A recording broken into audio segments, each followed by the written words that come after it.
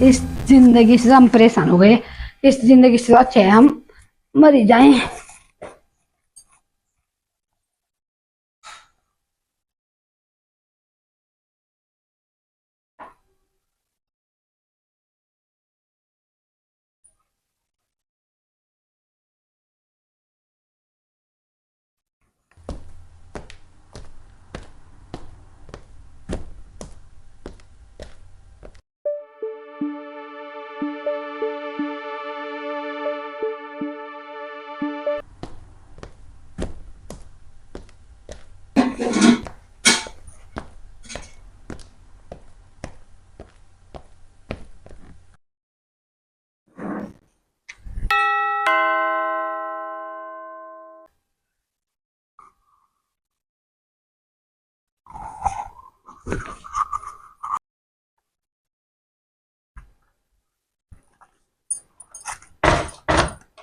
कौन?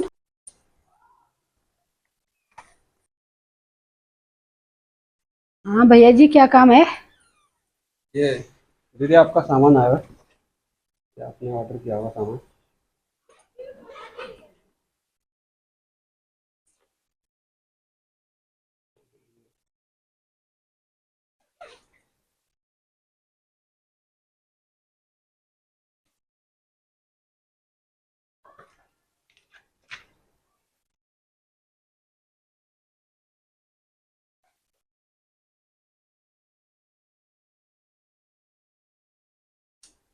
उसको साइन कर दीजिए।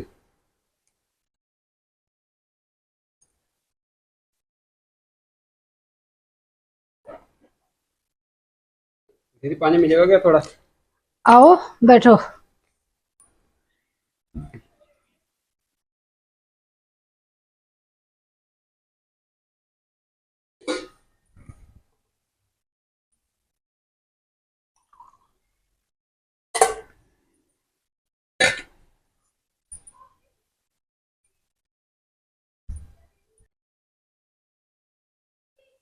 लो भाई, पानी पी लो।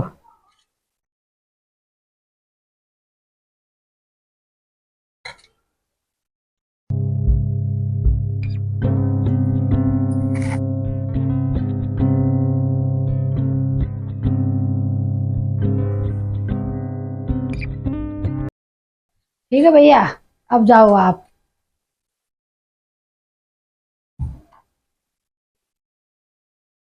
अरे दीदी, ये क्या है? आपने ये पंखे में कपड़ा क्यों टांग रखा है? भैया आपका काम हो गया, आप जाओ। आप परेशान ना करो यहाँ पे। अरे दीदी फिर भी, लेकिन दीदी आप ये क्या कर रहे हैं? आपको पता नहीं है आत्महत्या करना कानूनन अपराध है। और ऐसा तो आपकी ज़िंदगी में क्या दुख है जो आप अपनी ज़िंदगी को ख़त्म कर रहे हैं? ज़िंदगी आपको पता है ईश्वर की तरफ से दी हुई कितनी अनमोल भेंट होती है। अरे भैया, मैं अपनी जिंदगी से बहुत परेशान हो गई। अब मुझे ये आत्महत्या के सिवाय और कोई रास्ता दिखाई नहीं दे रहा। क्या थोड़ी देर बैठ के बात कर सकते हैं हम? बैठो।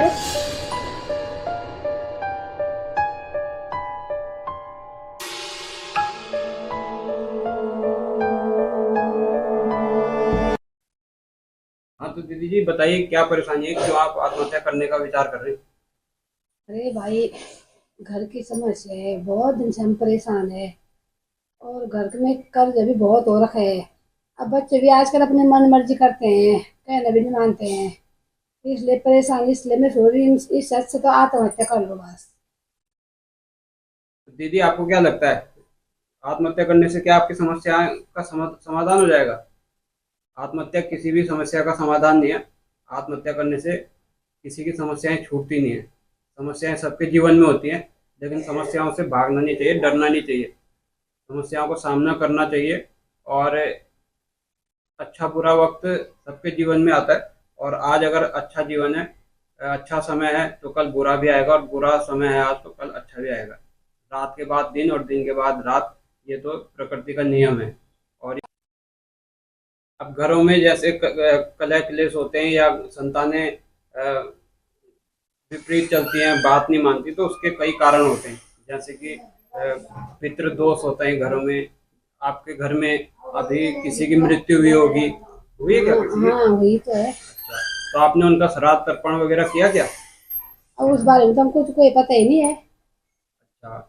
हाँ, तो इसीलिए जो है ना, आप जो हमारे परिवार से किसी की मृत्यु हो जाती है, तो उनकी जो आत्माएं होती हैं वो अभी श्राद्ध पक्ष, जैसे अभी चल रहा है श्राद्ध पक्ष, इस समय हमारी हमारे पूर्वजों की जो आत्माएं हैं वो आती हैं अपने परिवार वालों के पास, और वो उनसे एक उम्मीद रखते हैं, एक आशा रखते हैं कि वो उनके नाम से कुछ निकाल तर्पण देंगे, कुछ श्राद्ध में कुछ उनको देंगे।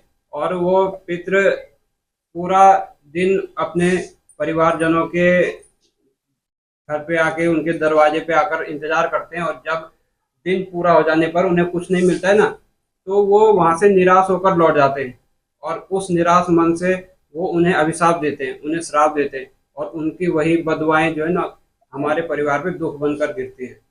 इसी कारण से जो है संतानें अच्छी नहीं होती हैं, कईयों के परिवार में संतान जन्मती ही नहीं है, वो सिर्फ पितृदोष के ही कारण होता है।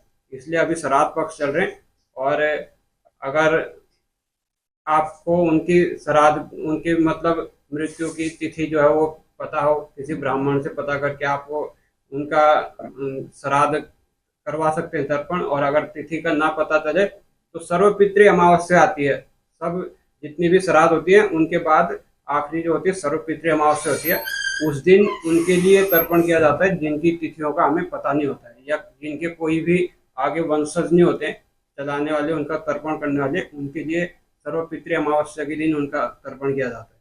तो आप श्राद्ध इस बार जरूर करिएगा, अपने जो भी आपके पितर हैं जो गुजर गए उनका श्राद्ध आप जरूर करिएगा, आपके घर में जरूर जो है ना सुख शांति आएगी, इससे भी आपको बहुत फायदा होगा, है ना। और मैं आपको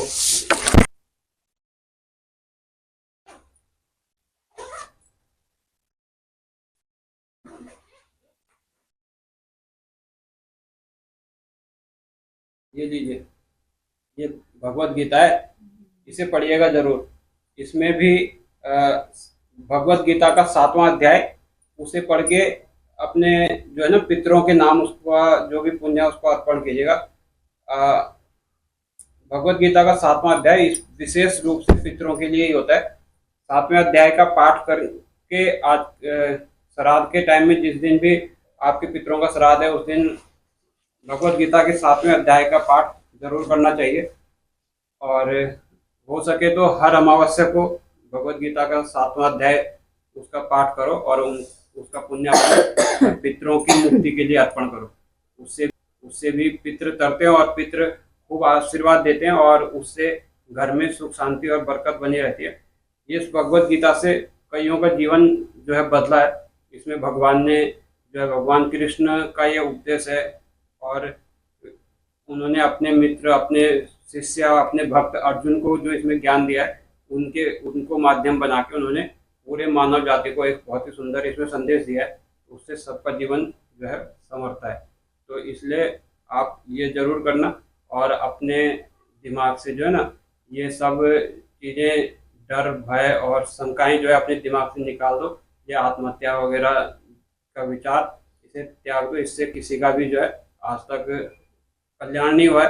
कल्याण तो तभी होगा जब आप किसी भी समस्या का हल ढूंढेंगे, है ना। तो इसलिए आज के बाद आप सकारात्मकता रखना अपने दिमाग में, और इन सब नकारात्मक विचारों को त्याग दीजिए, ठीक है ना। बहुत बहुत धन्यवाद भाई, जो आप आए और आपने मेरी आंखें खोल दी है।